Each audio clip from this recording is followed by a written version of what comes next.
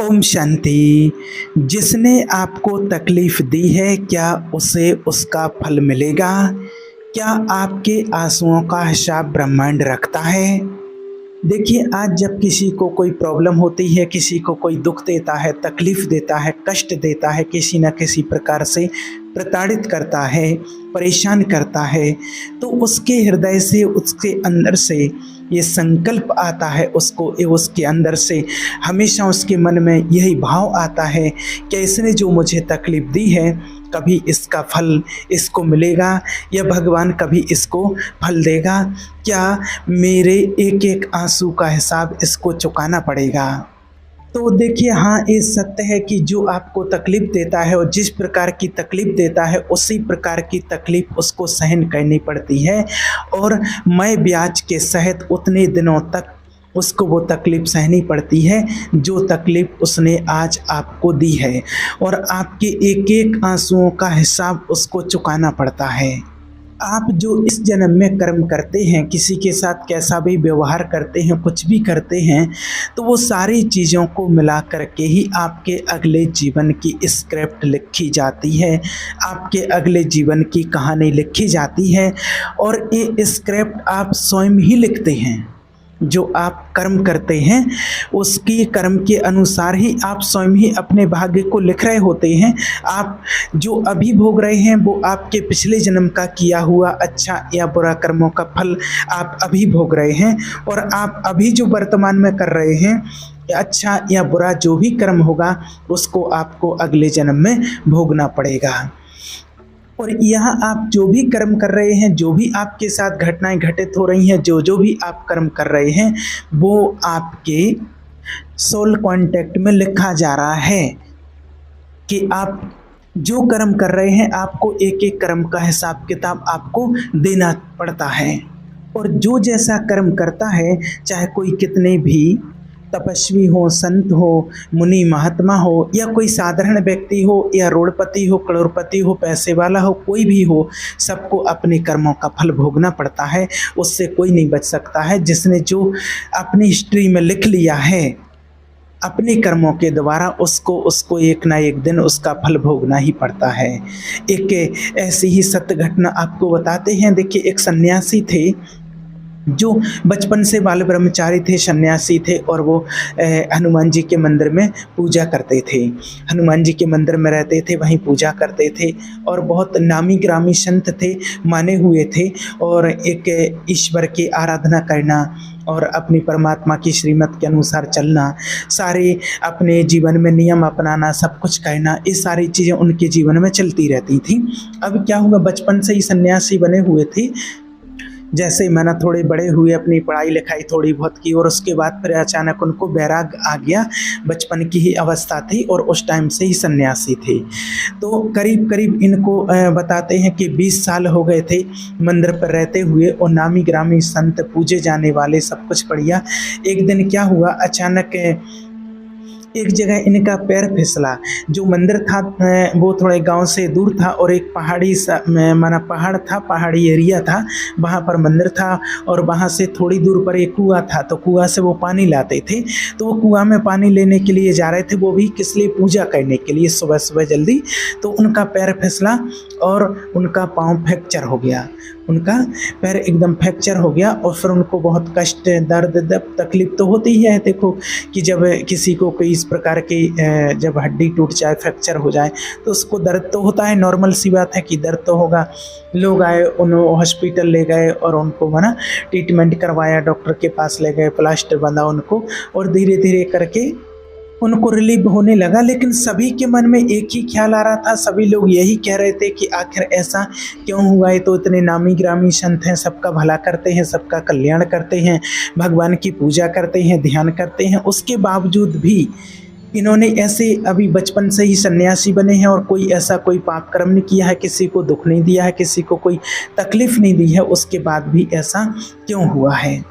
तो सबके मन में ऐसे संकल्प आते हैं और कई लोग भगवान के ऊपर भी दोषारोप करने लगते हैं कि भगवान ने ऐसा किया है। जो जिनको ज्ञान नहीं होती है, समझ नहीं होती है कर्मों की गहन गति को, जो नहीं समझते हैं, और जो आध्यात्मिक लोग होते हैं जैसे हम लोग हैं, तो सभी कोई न उसके कारण के पीछे जाते हैं कि आपके साथ अगर कुछ हुआ है तो उसके पीछे कोई ना कोई कारण ज़रूर होगा, क्योंकि ऐसे ही नहीं आपके साथ कुछ हो सकता है, अचानक ही नहीं ऐसे कुछ हो सकता है। चाहे आप कोई तपस्वी हो, संत हो, मुनि हो, महात्मा हो, या आप कोई साधारण व्यक्ति हैं, कोई भी हैं आप, तो कुछ भी आपके साथ घटित होता है तो उसके पीछे कोई ना कोई कारण जरूर छिपा हुआ होता है। तो आध्यात्मिक लोग तो इसकी गहराई में जाते हैं और हमने भी गहराई में लोगों को जाकर के देखा है कि उसके पीछे कोई ना कोई कारण जरूर छुपा हुआ होता है। तो फिर वो जब हॉस्पिटल जाते थे, फ्रैक्चर हो गया पैर, तो काफ़ी दिन तक तो एडमिट रहे और वहीं काफ़ी लोग, वो तो अच्छे नामी ग्रामी संत थे, काफ़ी उनके चेले थे और माना उनकी शिष्य थे, तो वो भी जाते थे हॉस्पिटल में। वैसे ही माना वहाँ पर जब कभी कभी तो बहुत भीड़ लग जाती थी, तो वहाँ डॉक्टर लोग भी रहते थे, तो एक कभी ऐसे ही पूछ लिया डॉक्टरों से कि आखिर हमारे महाराज जी हैं, इतनी सेवा की, सब कुछ किया, और आखिर इनके जीवन में ऐसा क्यों हुआ, कोई बता सकता है? तो वहाँ पर कोई डॉक्टर होंगे जो PLR करते थे, तो फिर उन्होंने पास्ट लाइफ कराया कि आखिर ऐसी बात क्या है कि जो इतना कष्ट मिला है और बचपन से ही भगवान की सेवा कर रहे हैं, आराधना कर रहे हैं, उसके बावजूद भी इतना कष्ट है। तो फिर उन्होंने PLR उनका किया, डॉक्टर ने PLR किया, तो उस PLR में पता चला कि पिछले जन्म में एक भक्त हुआ करते थे जो मंदिर पर ही रहते थे, मंदिर पर ये रहते थे, और एक दिन ये काफ़ी कहीं बाहर से आए हुए थे और ये भूखे थे, तो इन्होंने फटाफट आकर के भोजन बनाया, भोजन बना करके और रखा, ये पानी लेने के लिए अंदर चले गए। इतने में कुत्ता आता है और इनकी रोटी इनकी थाली में से उठा करके ले जाता है। काफ़ी भूखे थे और उसके कुत्ते के पीछे भागे काफ़ी दूर तक, और फिर एक कुत्ते को एक लकड़ी मारी इन्होंने फेंक करके, और उसका एक पैर टूट गया, पैर फ्रैक्चर हो गया इनका, कुत्ते का पैर फ्रैक्चर हो गया। अब वो कुत्ता काफ़ी समय तक तड़पता रहा, दर्द रहा उसको, वो करीब करीब 2 साल तक कुत्ता उस दर्द से तड़पता रहा। 2 साल के बाद कैसे करके फिर उसका पैर ठीक हुआ और कुछ दिन के बाद फिर उसकी मृत्यु हो गई।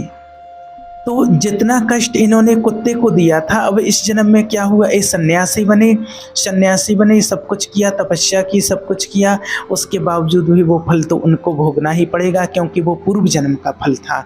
तो आज जो किसी के जीवन में भी मिस्टेक आती है, जो कमियां निकलती हैं, तो वो कहीं ना कहीं किसी ना किसी प्रकार से हमारे कर्मों की कहानी होती है। और अभी जो हम करते हैं, तो वो सारी चीज़ों को मिला करके ही अगले जन्म की हमारी कहानी, इस स्क्रिप्ट लिखी जाती है, और वो स्क्रिप्ट स्वयं हम ही लिखते हैं और कोई दूसरा नहीं लिखता है उसको। इस बात को भी आप याद रखना। ऐसा नहीं है कि आपके जीवन की कहानी कोई और दूसरा लिख रहा हो, या आपके जीवन की कहानी भगवान बैठ के लिख रहे हों, किसको कब क्या कष्ट देना है, कब किसका पैर तोड़ना है, कब किसका रिश्ता तोड़ना है, कब किसकी प्रॉब्लम देना है, क्या करना है, किसको डिवोर्स दिलाना है, कब क्या, ये सारी चीज़ें भगवान बैठ करके नहीं लिख रहे हैं। ये सारी चीज़ें हम अपने कर्मों से हम स्वयं ही इन चीज़ों को लिख रहे हैं, कोई और नहीं लिखता है। जो हम कर्म करते हैं तो उस एक एक कर्म का हिसाब तो चुकाना पड़ता है, क्योंकि कर्म जो होता है वो फल से बंधा हुआ होता है। आपने कोई कर्म किया है, अच्छा कर्म किया है, अगर आप उसका फल नहीं भी चाहते हैं तो भी आपको उसका फल मिलेगा। जब तक वो कर्म का जो फल है वो ना मिल जाए, तब तक वो फल शांत नहीं होता है। जो आपने कर्म किया है तो वो आपको ज़रूर मिलेगा, चाहे वो अच्छा कर्म हो या बुरा कर्म हो, आपको उसका फल तो एक न एक दिन भोगना ही पड़ता है, उसका फल तो मिलता ही है। अब देखिए, हम तो एक आम इंसान हैं, वो तो सन्यासी थे और नामी ग्रामी इतने सैकड़ों में उनके शिष्य थे, सबको कथा सुनाना, सबको अपना मार्गदर्शन दिखाना, उसके बावजूद भी उनको अपने कर्म का फल भोगना पड़ा।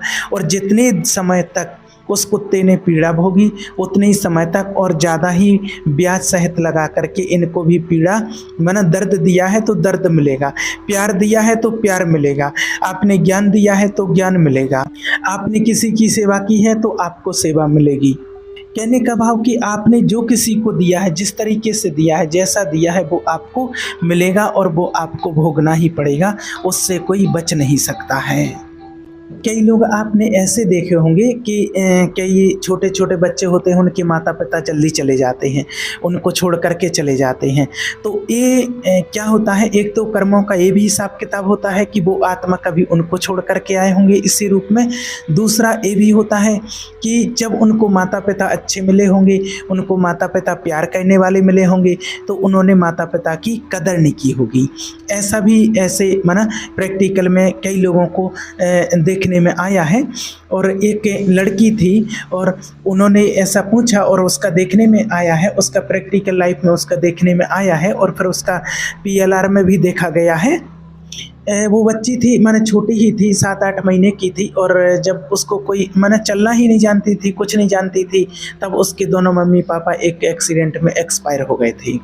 तो उसने पूछा कि आखिर ऐसा क्यों हुआ। तो फिर पिछले जन्म में देखा गया कि वो पिछले जन्म में एक लड़का थी और वो शराब पीता था। जब लड़का थी तो वो शराब पीता था और शराब पी करके माता पिता को बहुत मारता था, माता पिता की किसी तरह से कोई कदर नहीं करता था। तो अब क्या हुआ, इस जन्म में वो लड़की बनी।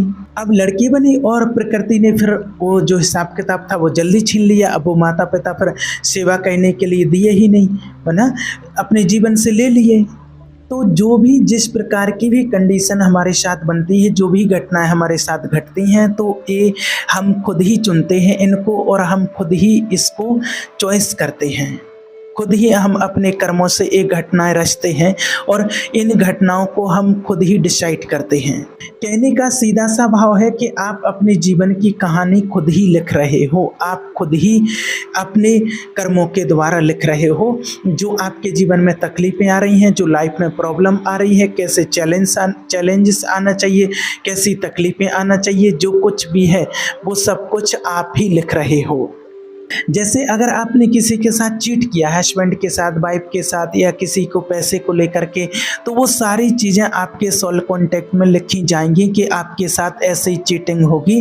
जो दर्द, जो तकलीफ़ आपने किसी को दिया है, तो इस टाइम पीरियड में और इसी तरह से वो व्यक्ति आपके जीवन में आएगा और जितने समय तक आपने उसको चीट किया था उतने समय तक वो आपको चीट करेगा। और आप खुद ही अपने कर्मों के द्वारा अलाउ करते हैं कि आपके साथ ऐसा होगा। अब यहाँ पर जब बोलते हैं कि आप खुद ही चॉइस करते हो अपना परिवार या अपनी घटना या जो कुछ भी है, तो कई लोग यहाँ पर ये भी बोलते हैं कि फिर हम ऐसा क्यों चुनेंगे, ऐसा चॉइस क्यों करेंगे कि जहाँ पर रिश्तों में टकराव हो, कहीं पर दुख मिले, कहीं पर तकलीफ मिले, या फिर ऐसा क्यों डिसाइड करेंगे कि मैं किसी गरीब घर में जाऊँ, ऐसा क्यों डिसाइड करेंगे। और हर कोई ये चाहता है कि लाइफ में कोई प्रॉब्लम ना हो। तो देखिए, चाहता कोई नहीं है कि मेरी लाइफ में प्रॉब्लम आए, कोई चीट करे, कुछ भी हो, लेकिन ये सब कुछ होता है अपने कर्मों के अनुसार।